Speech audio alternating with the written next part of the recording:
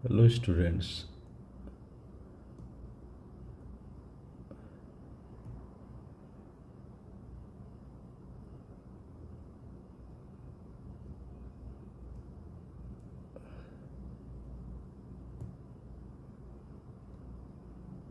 Hello students. अब मैं जो है नवे चैप्टर का लेक्चर नंबर 5 आपके सामने प्रस्तुत कर रहा हूँ, जिसमें बताऊँगा पादप प्रजनन, प्लांट ब्रीडिंग। प्लांट ब्रीडिंग क्या होता है? पादप प्रजनन में फसलों की ऐसी नई उन्नत गुणवत्ता वाली किस्मों को विकसित किया जाता है जिसमें वर्तमान अथवा प्राचीन किस्मों से अच्छे गुण वाली विद्यमान हो। यह तभी संभव है जब वर्तमान किस्मों में आनुवांशिक बदलाव, हेरिडिटरी चेंजेस लाया जाए, जिसके लिए हम पादप प्रजनन के अंतर्गत विभिन्न विधियों को एडाप्ट करते हैं, देखते हैं। इसमें जो कंटेंट लिया गया है इस लेक्चर में वो है पादप प्रजनन क्या होता है, इसको बताएंगे। पादप प्रजनन का उद्देश्य, पादप प्रजनन के मुख्य चरण, जिसमें जनन द्रव्य संग्रह, जनन द्रव्यों का मूल्यांकन तथा उनका चयन, चयनित जनकों के मध्य पर संकरण, श्रेष्ठ पुनर्योगज का चयन तथा परीक्षण, नवचयनित वंशक्रम का परीक्षण, नवचयनित वंशक्रम को निर्मुक्त करना, उनका व्यापारीकरण करना। भारत में हरित क्रांति के द्योतक, इसके बारे में बताएंगे। उन्नत किस्म का विकास, जिसमें अधिकांश जो फसलें ली गई, जो विकसित की गई, वो है गेहूँ, गेहूँ के उन्नत किस्म के गुण, धान, धान के उन्नत किस्म के गुण, मक्का, गन्ना। ये आदि फसलें हैं जिनका रिवोल्यूशनरी उत्पादन किया गया और इसीलिए हरित क्रांति भारत में लाई, जिसके जनक एम.एस. स्वामीनाथन को माना जाता है। बच्चों, अब प्लांट ब्रीडिंग, इसको ऊपर बता दिए हैं। ये जो है इसमें कैसे होता है ये देखिए। शुद्ध प्रियन लाइन संकरण सम्मिलित है। संकरण के बाद कृत्रिम चयन कर अधिक उत्पादन देने वाली रोग प्रतिरोधी पोषणगज किस्मों को अलग कर लिया जाता है। क्या काम किया जाता है प्लांट ब्रीडिंग के लिए, पहले ये दिया गया है इसमें।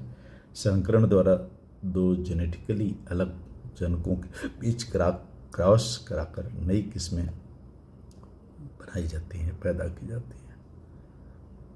पादप प्रजनन में आनुवंशिकी, आणविक, मॉलिक्यूलर बायोलॉजी और टिश्यू कल्चर विधियों का नियमित प्रयोग करके साथ में आनुवंशिकी अभियंत्रणी, जेनेटिक इंजीनियरिंग का प्रयोग भी वर्तमान समय में किया जा रहा है। इसको पैदा करने के लिए ये तमाम हमारा जो सेक्शंस है, ब्रांचेज है, उनका स्टडी कर उनका प्रयोग किया जा रहा है। अब यहाँ पर देखिए, पादप प्रजनन कराया जा रहा है प्रयोगशाला में। पादप प्रजनन का उद्देश्य क्या है? क्या उद्देश्य है? एक तो उच्च गुणवत्ता, उच्च उपजी वाला फसल पैदा करना, रोग मुक्त प्रतिरोधी किस्म पैदा करना, और जो ऐसा किस्म हो जो ताप, सूखा, ताप, लवणता को सहन करता हो, पीड़कों से प्रतिरोधक हो, जलवायु के लिए नई किस्मों का विकास जो हर जलवायु में हो सके, और खाने वो बहुत टॉक्सिक से मुक्त हो, जो भाग खाया जाता है उसमें टॉक्सिक न हो, जो शरीर को हमारे नुकसान करता है। चरण क्या है प्रजनन के, ऊपर आपने हेडिंग देख लिया। अभी देखिए, जनन द्रव्य संग्रहण, जर्म प्लाज्म कलेक्शन। इसमें उन्नत किस्म के फसलों को चयन कर उनके एलील का समस्त संग्रहण को उनका जनन संग्रहण कहा जाता है। जनन द्रव्यों का मूल्यांकन और उनका चयन, जनन द्रव्यों के संग्रहण के बाद उनका मूल्यांकन इसलिए किया जाता है कि उनमें निहित लक्षणों का पता लगाया जा सके, विशेष लक्षणयुक्त पौधों की पहचान की जा सके, चयनित पौधों को बहुगुणित करके उनका प्रयोग संकरण की प्रक्रिया में किया जाता है। इस विधि द्वारा जहाँ तक संभव हो वहाँ तक वांछित शुद्ध वंशाक्रम प्राप्त किया जा सकता है। ये जनन द्रव्य का काम जो होता है यह। अगला है चयनित जनकों के मध्य संकरण। जो हम जनक चयनित करते हैं जिनमें विशुद्धता पाई जाती, विशेष लक्षण पाए जाते हैं, उनके मध्य क्रॉस, इनके मध्य क्रॉस कराना पड़ता है, क्रॉस कराया जाता है। उसमें एक मादा दूसरा जनक के रूप में चयनित किया जाता है और उनके वर्तिकाग्र पर एकत्र कर नर से परागकण लेते हैं और मादा के वर्तिकाग्र पर उसका छिड़काव किया जाता है।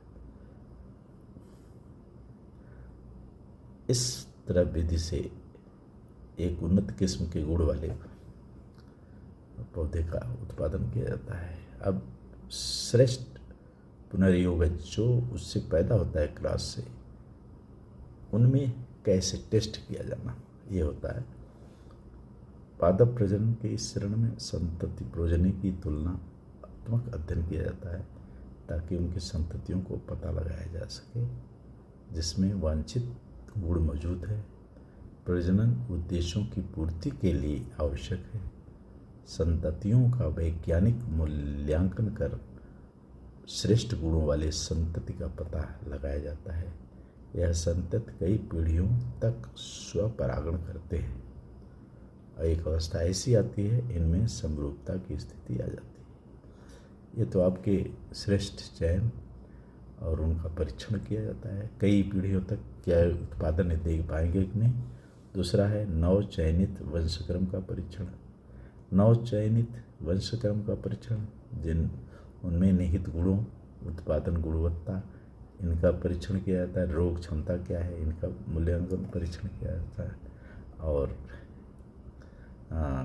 आदर्श उर्वरक आदि का प्रयोग कर इनके साथ अनुसंधान किया जाता है, परीक्षण किया जाता है। अगला आता है व्यापारीकरण। अब जब हम उन्नत किस्म के बीजों को तैयार कर ली तो उनका व्यापारीकरण कहते हैं, अर्थात उनको मार्केट में वितरण, देश भर में वितरण किया जाता है और जिससे ऋतु वाइज जहाँ जो एलिजिबल है उगाने के लिए वहाँ पर उसको उगाया जा सके। और जो हमारी हरित क्रांति की का ग्रीन रिवोल्यूशन इंडिया में आया उसमें ये प्रमुख स्टेप और योगदान रहा है। अब भारत में हरित क्रांति के बारे में संक्षिप्त थोड़ा से। भारत के स्वतंत्रता प्राप्त के बाद देश के सामने सबसे बड़ी चुनौती थी जनसंख्या पोषण कैसे किया जाए। कृषि योग्य भूमि सीमित थी। 1960 के मध्य पादप प्रजनन की विधियां का उपयोग कर गेहूं, धान, मक्का आदि की उन्नत किस्म संकरण किस्में विकसित की गई और जिनका परिणाम हुआ देश को कई गुना वृद्धि हुई उत्पादकता में और इस प्रावस्था को हरित क्रांति का नाम दिया गया। हरित क्रांति के जनक एम एस स्वामीनाथन अब नहीं है। उन्नत किस्म जो है गेहूं का अब क्या क्या है इसको देखें।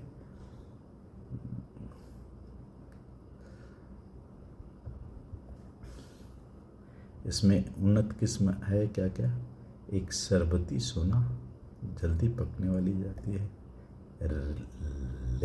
लेरमा रोजो बौने किस्म गेरुआ रोग की प्रतिरोधक है, सोनरा 64 दोगुनी बौने देर से बुआई के लिए उपयुक्त है, कल्याण सोना अधिक वर्षा वाले क्षेत्रों के लिए उपयुक्त है, मोती एसडी 1959 तिगुनी बौनी किस्म रोटी बनाने के लिए अधिक उपयुक्त है, ये है। और अब धान की वैरायटी देखिए जो पैदा किया गया, सरबती, ये 118 दिनों में तैयार होने वाली किस्म के उत्तम किस्म माना जाता है। जया 130 दिन में तैयार होता है होने वाली किस्म। बाला बौनी किस्म है, खेती की मुख्यतः उच्च भूमि में की जाती है। कृष्णा, इस किस्म के चावल लाइसिन एमिनो एसिड ज़्यादा पाए जाते हैं, यह बौनी किस्म की है। मक्का, अब मक्के का क्या किस्म पैदा की गई, मक्का का उत्पादन अधिक होता है जिसमें सोना, ज्वार, गंगा 3, हाई स्टार्च, अंबर शक्ति, रतन, विजय, विक्रम, किसान यम एच 129 आदि विकसित की गई। गन्ना में भी देखिए उष्णकटिबंधीय एशिया की प्रमुख फसल है गन्ना, जहाँ गर्मी खूब होती है। भारत वर्षा में 3 मिलियन हेक्टेयर से ज़्यादा क्षेत्र में इसकी खेती की जाती है। गन्ना प्रजनन संस्थान कोयम्बटूर द्वारा गन्ने की नई किस्में विकसित की गई जिसमें प्रमुख है COC 671, AHM 658, CO 668, CO 8152, CO 997 आदि। ये हमारे फसलों की उन्नत प्रजातियाँ, इनको कैसे पैदा की गई हाइब्रिड द्वारा, और प्लांट ब्रीडिंग के अंतर्गत हमने आपको इस चैप्टर में बताया। बच्चों इसको उतारिए सावधानीपूर्वक, हमारे लेक्चर को समझ गए होंगे। कोई प्रॉब्लम हो तो हमारे YouTube चैनल विषय विज्ञान को सब्सक्राइब और लाइक कर लें, और कमेंट बॉक्स में जाके अपनी समस्या देंगे तो उसका जवाब आपको निश्चित रूप से मिलेगा। धन्यवाद।